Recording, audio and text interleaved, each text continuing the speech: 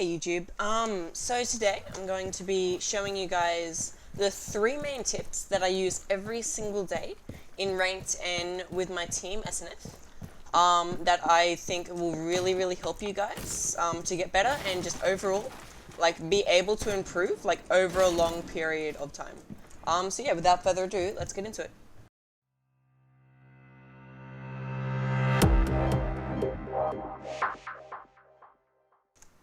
Yeah, so I'm starting here on the loadout page.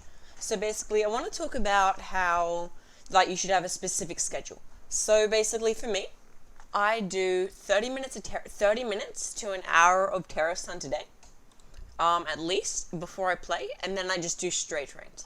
Now, the reason for that, just for doing straight ranked, is in casual, you don't really learn that much. You don't try.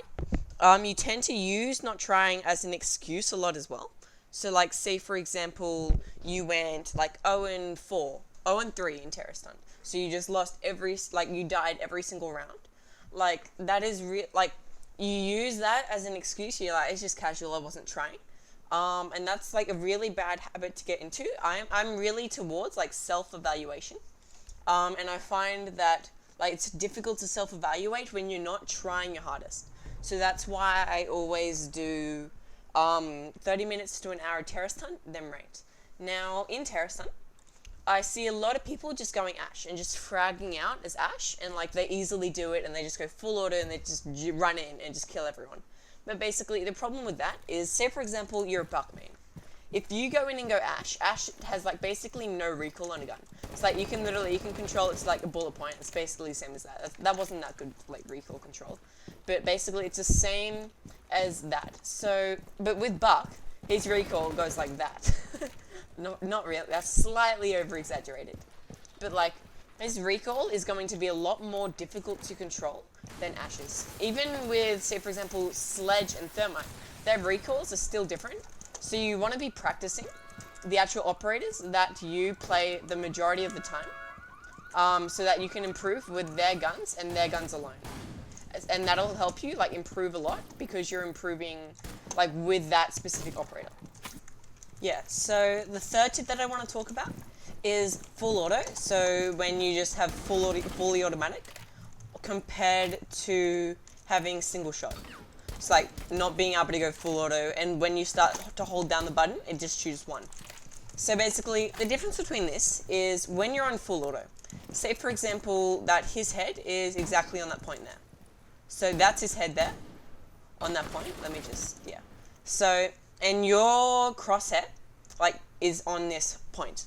If you're on full auto, and you're bursting someone, say for example, you're peeking around this corner, okay? Peeking around this, you see him, and your crosshair is on this, and that's his head there, and your crosshair is just there, directly on the right of him. With full auto, you'll just be able to just go across really easily and just be able to instantly, most people won't even think about the transition between going from that place to that place. They'll just do it. Just spur of the moment sort of thing. But with single bullet, especially in Terror Stunt, it's training you, if you shoot there, you have to actually think about having to shoot on the head because you won't just be able to easily adjust.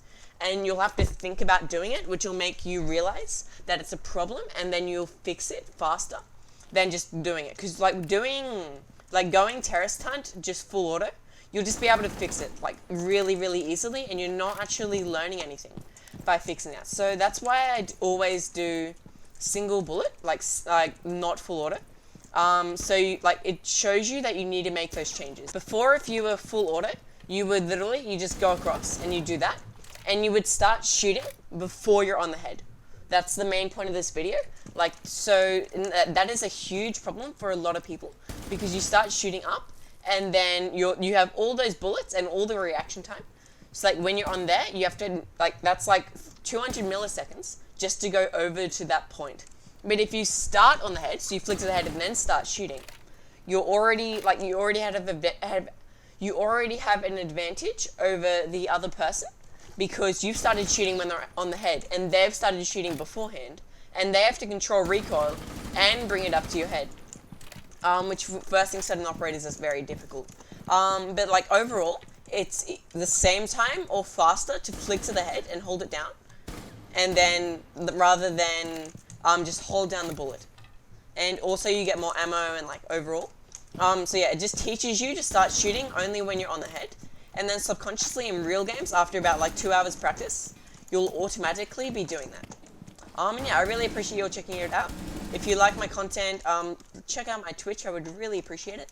I stream every single afternoon, except for like some days when I'm doing recordings like this. Yeah, I really appreciate you checking out my video, and I'll see you guys later. Bye.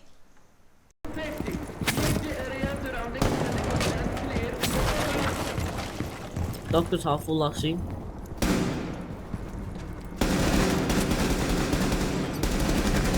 Got him. Bandit dead. Yeah, Doc's still half full, Doc's still half full. He's pushing the sandwich now. Nice. Bro,